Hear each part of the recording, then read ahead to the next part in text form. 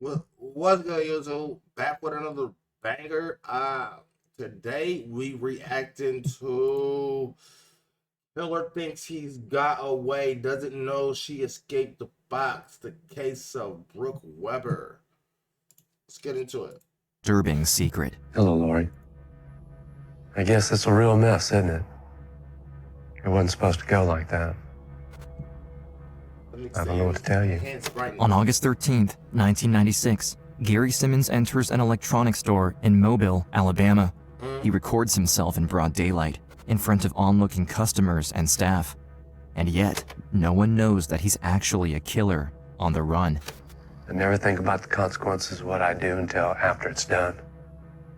But that's what happens when you cross the line. You pay for it. I guess it's time. I love you.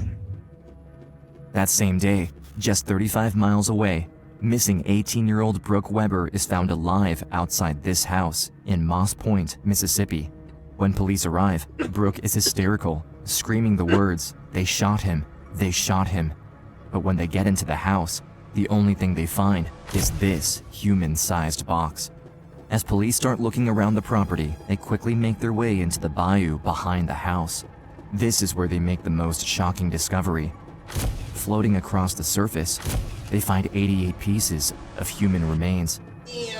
The most grisly crime the state of Mississippi has ever seen will remain a mystery until one 18-year-old girl who escaped will come back from the dead to take down the killer. She will forever be known as the girl in the butcher's box. The year is 1996. In Houston, Texas, 21-year-old Jeffrey Wolf lives a happy life with his dad, Pascal. He was just a good kid. He loved dogs, he loved football, he loved motorcycles. He was an all-American guy, he really was. August 11th, Jeffrey comes home with a surprise guest, a new girlfriend he's excited to introduce to his father. I was sitting at the house and they drove up and introduced her. That's my new girlfriend, Brook. She was a beautiful young girl.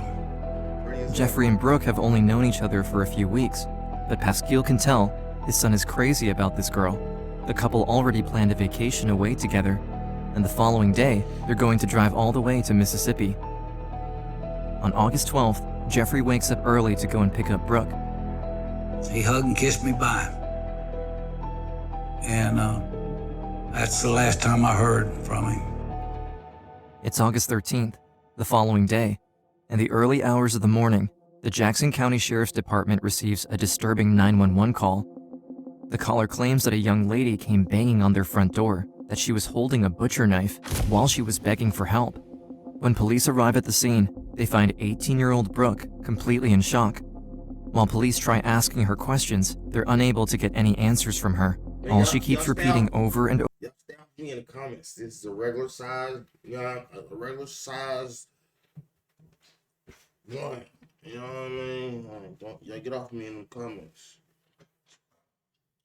Let me get some. What? Yeah, y'all get off me in the comments. It's cool. Smoke friendly atmosphere. That's what this is. Over is, "They shot him, they shot him." When Brook points to the house across the street, police quickly make their way over. But once inside, they find that no one is there. The house is immaculate. There's no trace of struggle, no blood, nothing out of place. But what they do find is a box.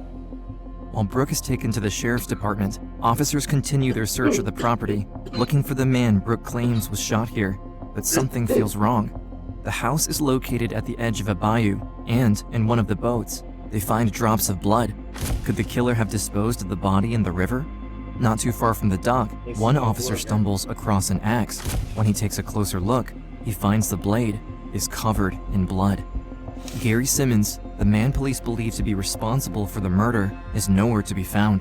For now, Brook is the only one who can shed light on what happened in that house, and she's the only one who knows what the box was really meant for.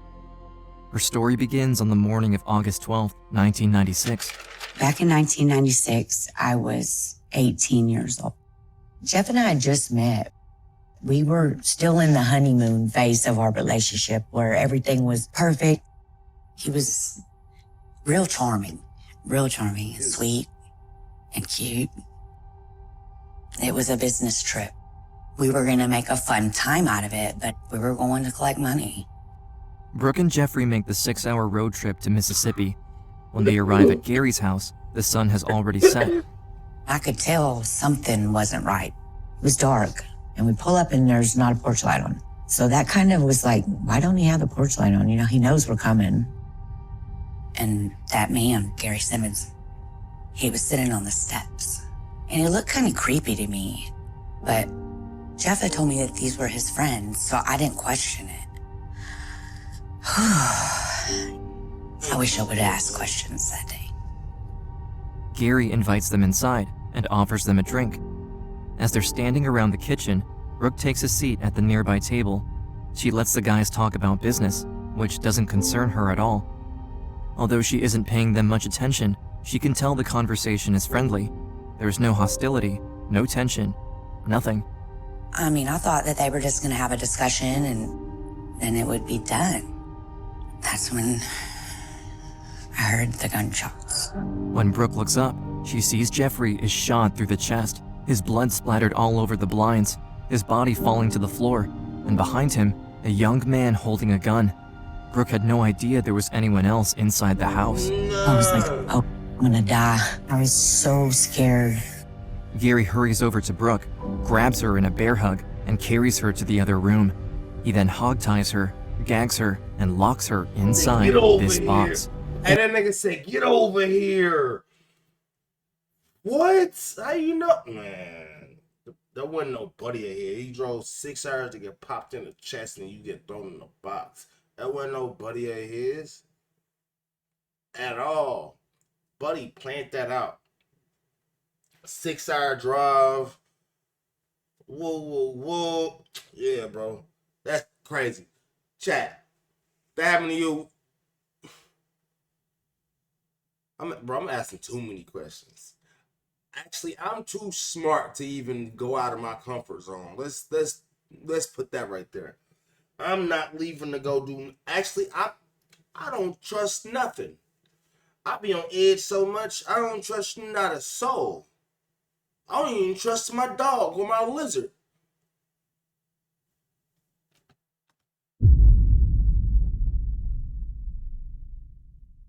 Now let's really talk about this. Murder. You're not getting away with that. See, us humans are designed for one thing and one thing only. To live, procreate, and turn into stardust and return home. That's what we're meant to do. Murdering someone, you are stamping yourself to be in this plane for eternity. You're going to get reincarnated and you're going to be stuck here over and over and over again. You're not supposed to kill no one. If you think killing someone is getting you higher up in life, that is a very, very, very failed train of thought. Really.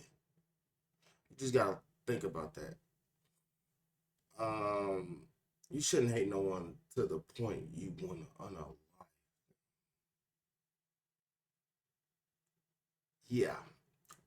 Listen to music every day. All the music is about is unaliving people and smoking and drinking and having consensual sex. That's about all it's for. But you gotta look past that, you know. You gotta me realizing something. Maybe I matured a little bit because I wouldn't even have rented about that. I would have been like, yeah. Mature. Let's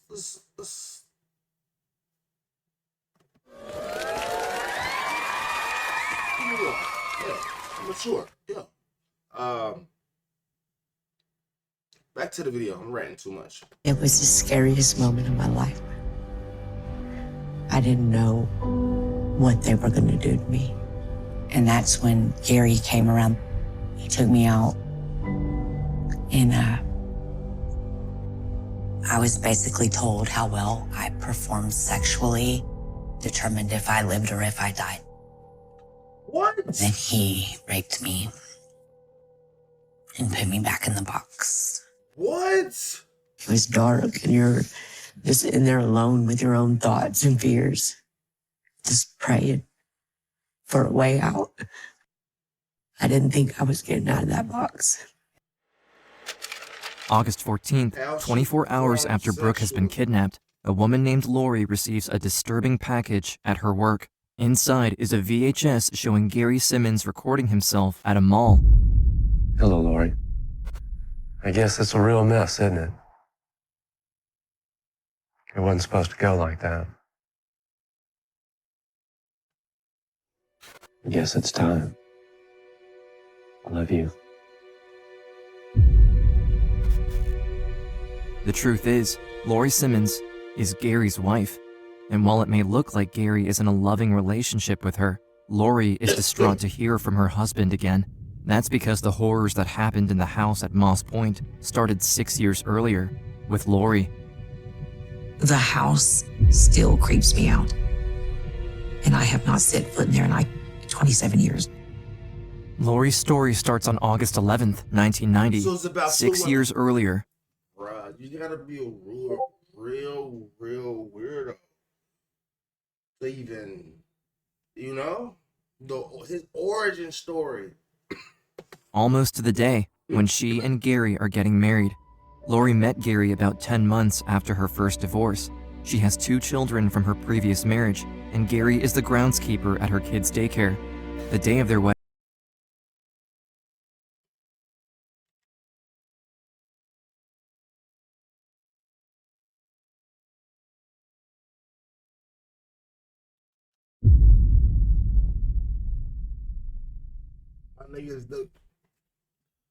My nigga's a groundkeeper.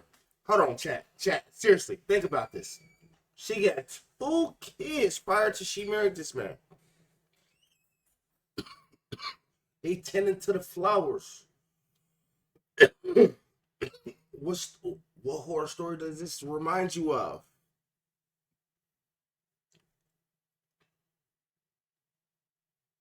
Comment down in the comments and tell me if you know what story. What horror story? Very famous serial killer, by the way. Put it in the comments. Let me know if you know. from her previous That's crazy. That is an actual movie. And an actual, you know what I mean? Like, and they just describe, two and two together. marriage, and Gary is the groundskeeper at her kids' daycare. The day of their wedding, A daycare.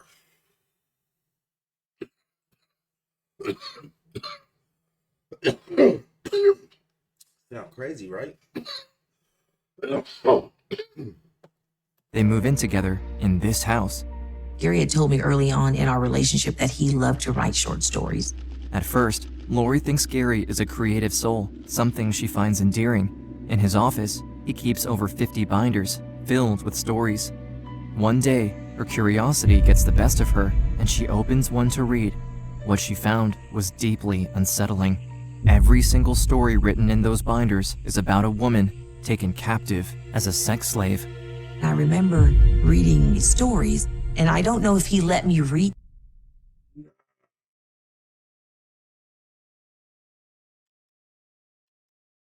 Every single story written in those binders is about a woman taken captive as a sex slave. I remember reading these stories, and I don't know if he let me read that to gauge my reaction or my interest in what he had written. I told him, that's not pleasure, Nah. that's torture. Yeah, Chad, And he that's says, well, crazy. these are my fantasies. He said, I have secrets you know nothing about. Lori doesn't want to believe the man she just married has a twisted Is mind, she married that so she tries to put it aside and dismiss it. But the real dark side of Gary has not yet shown itself, until one day he tries to bring these stories to life with her. The first time Lori starts to notice Gary's behavior change comes after the birth of their first daughter. After my daughter was born, When he would want to be intimate, I told him, no, he can't. It's not time. It's too soon. You have to wait. And he said, that's not going to happen. That very evening, Gary forces himself on Lori. That was the very first time Gary raped me. Lori is in shock. She had no idea Gary was capable of that. While she hurries in the shower, no amount of soap and water can take away the filth she now feels. I wasn't quite sure on what happened, and I didn't even know if that was considered rape because we were married. But while she's trying to make sense of the situation she has gotten in. Hold up. I ain't even married, bro. Who's running in that? Come on now. I'm recording bids, gang. Sorry about that, chat. My brother is running in and out. You go make you a video, gang. Stop running in and out. No, I'm listening to music. Okay, I'm recording a YouTube vid. Yeah. I may edit that out. I may not. What? I'm gonna have to hit the edits. It'd be too choppy for me, and I be wanting to throw different things in my stuff. I'm super comfortable in front of this camera. I know if y'all see me, I'm looking towards that way. I will drop a story why I always cover my left eye. And I will give y'all a backstory to that. Let's see if we can all relate. Things are about to get worse. One of the stories that Gary wrote was about a box, and it was for a person. I was in the kitchen when I heard this noise about a box, and it was for a person. I was in the kitchen when I heard this noise and this banging. I seen.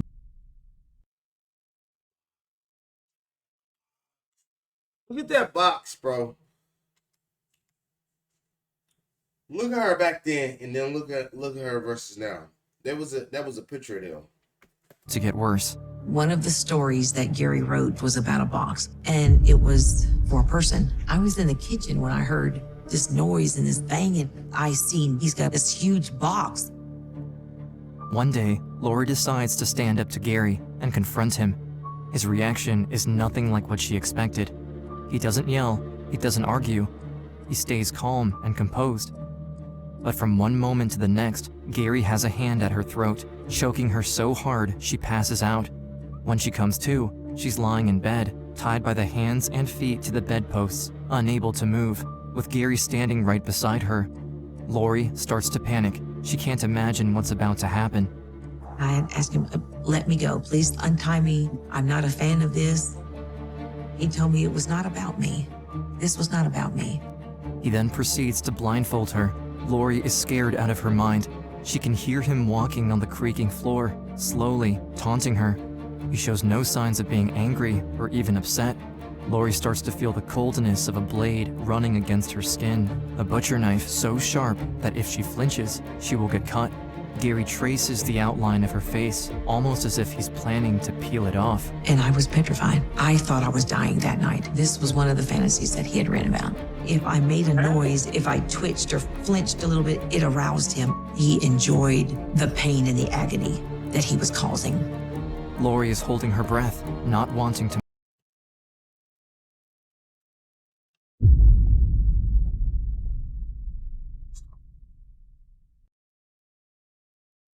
That nigga's sick. That man's sick. Let me refrain from using the. That man is sick. I need a better camera. I know 1080p is not enough.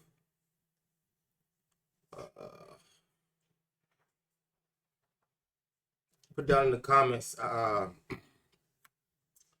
what Elgato face cam I should get. Yeah, I've been having my eye on that face cam. Yeah, serious.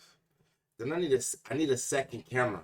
You feel me? I wanna look to the side. Look to, man, if I turn around, you feel me? Like a couple different angles.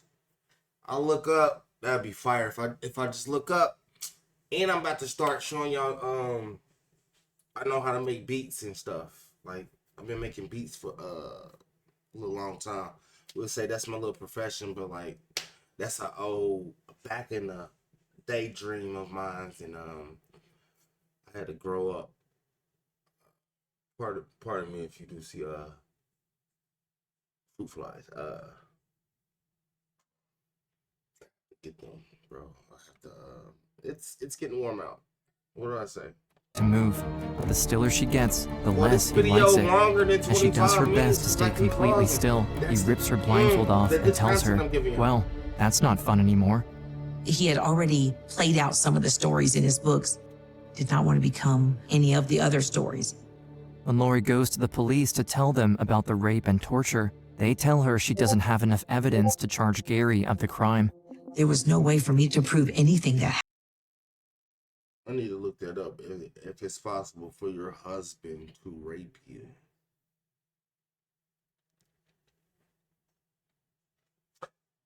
If I'm not, happened. Lori tries to get a divorce. She calls a legal aid service asking for advice.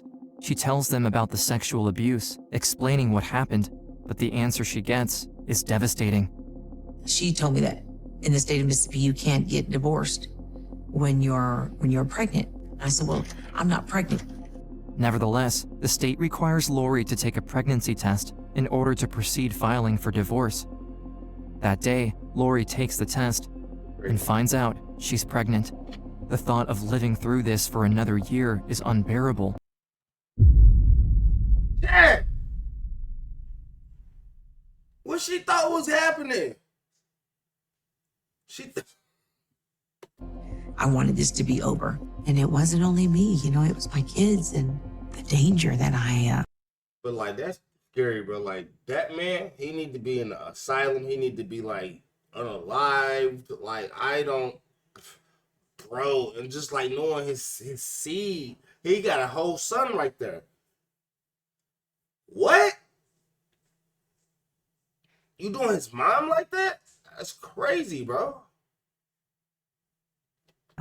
I not only put myself in, but I put my children in, you know. I put people in that I love. Lori asks for help and reaches out to domestic violence associations. She's pregnant with 3 kids, no job, no money, no place to go. All she has is 2 diaper bags and 2 suitcases. Finally, they find her an apartment where she won't have to see Gary anymore. But although Lori and her kids are no longer in harm's way, Gary is still close with her little brother, Timothy. It's summer 1996. Timothy comes over to her apartment, offering to help. He had moved in with me for that summer so he could tend to his nephew and nieces to help me out. One night, at around 11 p.m., Lori and Tim are hanging out in the kitchen after having put the kids down to sleep, when suddenly, there's a knock at the door. It's Gary. When Tim goes to answer, Gary asks him to go talk outside. I did not know that. I don't even know where she at, bro. Timothy is Snake.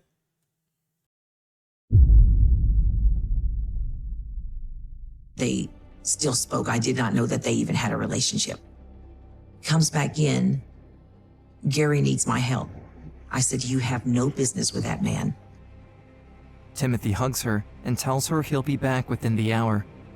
But more than 4 hours later, at around 3:30 a.m., Lori is concerned because her brother hasn't come back. I called Gary's house. Gary had an answering machine and I left a message. And then I called Gary's home again. And then the third time, the answer machine didn't pick up. The phone literally just rang and rang and rang.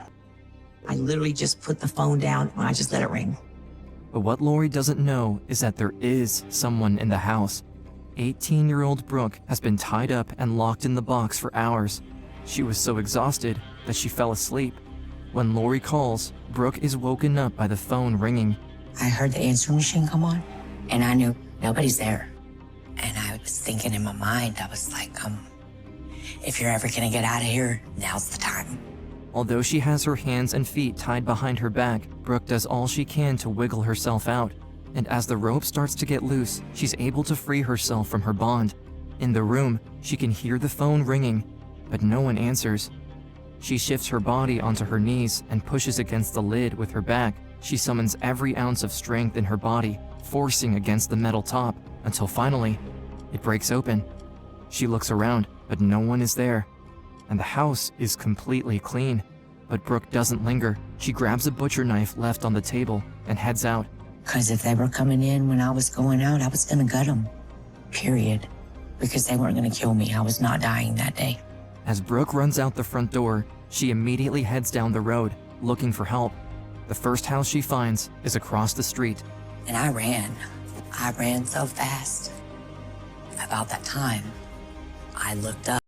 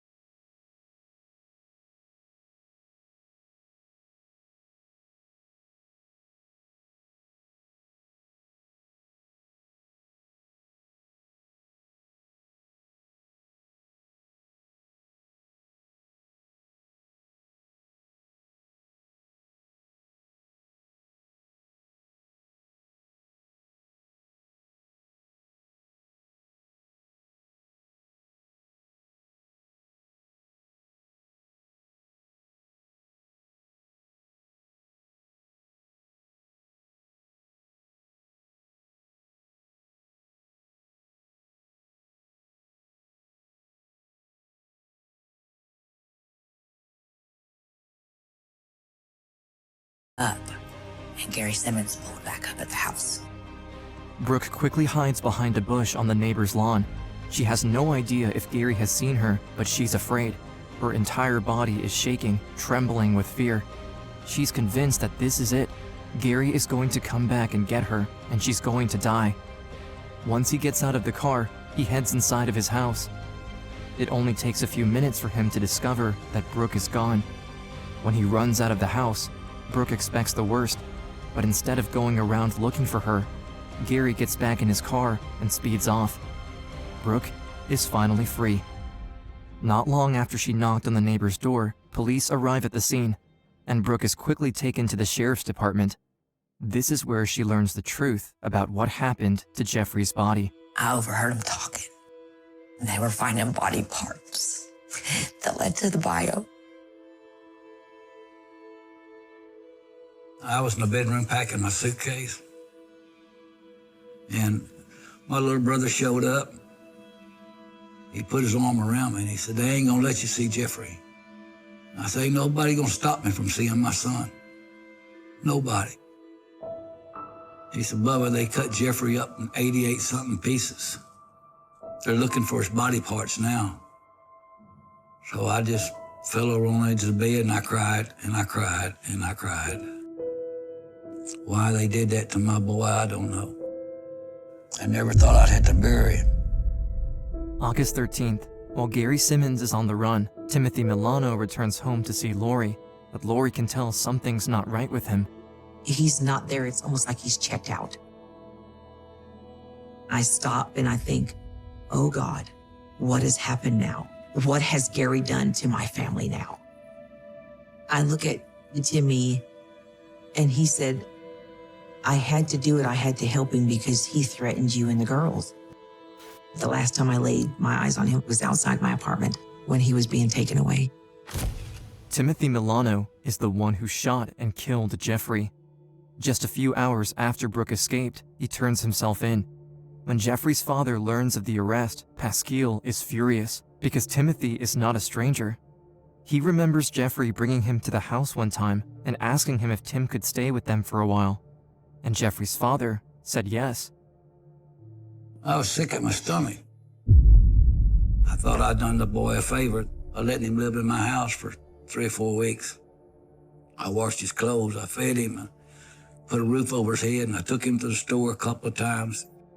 And he repays me back by shooting my son 7 times in the back and twice in his chest. Police say the two killed Jeffrey Wolf of Texas in this house 2 weeks ago. Simmons also was accused of raping Wolf's girlfriend and imprisoning her inside this box. When Tim is arrested at her home, Lori learns about what happened at her old house in Moss Point, and she's distraught. She still can't believe that her brother would do such a thing. As for Gary, she doesn't know where he is or what his intentions are. All she knows is that Gary committed a horrible crime the day after they were supposed to celebrate their anniversary, and she's wondering if he's coming for her next. But the following day, while she's at work, someone delivers a package addressed to her. When she opens it, she finds a VHS recording of Gary. Hello, Lori. I guess it's a real mess, isn't it? It wasn't supposed to go like that. I don't know what to tell you. To my way of thinking, I didn't have much of a choice.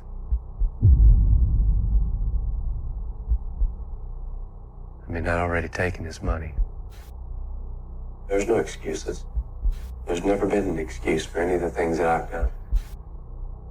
There's never been any excuses for the way I've treated you. I never think about the consequences of what I do until after it's done. But that's what happens when you cross the line. You pay for it. I guess it's time. I love you. That same day, Gary Simmons called police to turn himself in. When they arrested him, he was just a few blocks away from Lori's work. It's a murder officials call the most grisly in Jackson County history. Authorities say Simmons shot Wolf, cut up the body, and scattered it in a nearby bayou. October 11th, 1996. Gary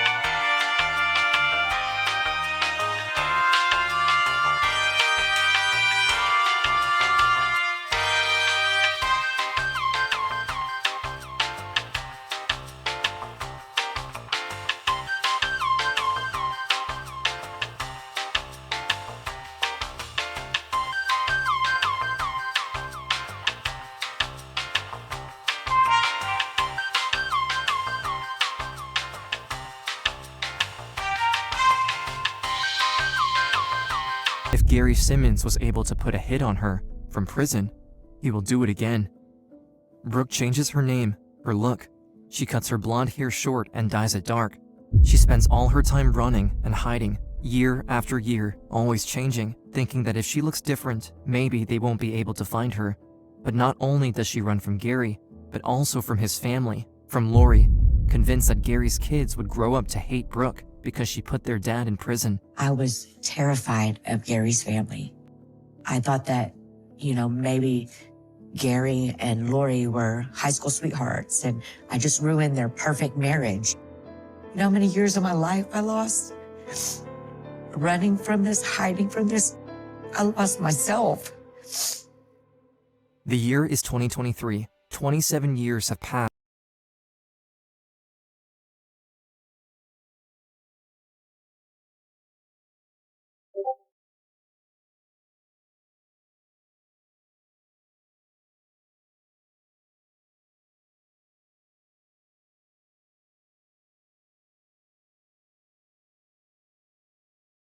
Know what to expect, but she wants to meet Brooke.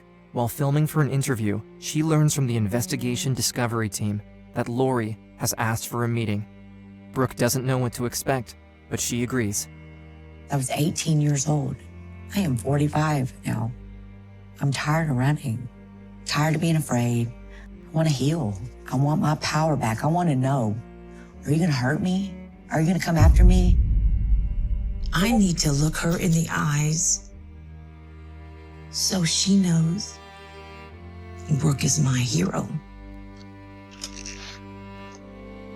Hi, Brooke. Hi, I'm Lori. I'm Brooke. Can I hug you? Sure. It's very nice to meet you.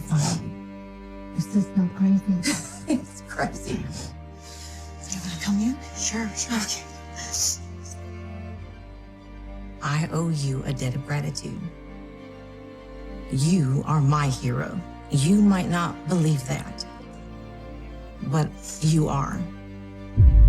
And we have thanked God for you every day since you've escaped.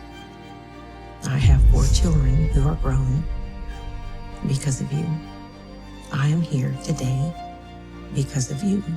I never looked at it that way. You kind of make it okay now. It's nice to know she's as strong as she is. What she's given me, is closure and a debt that I could never pay. I just feel like I was put there on purpose so that they didn't get away with it. I'm not ashamed of it anymore. It doesn't define me. I am Brooke Weber, period. I'm not a victim anymore. I'm a survivor of a violent crime, and we're gonna make it through it.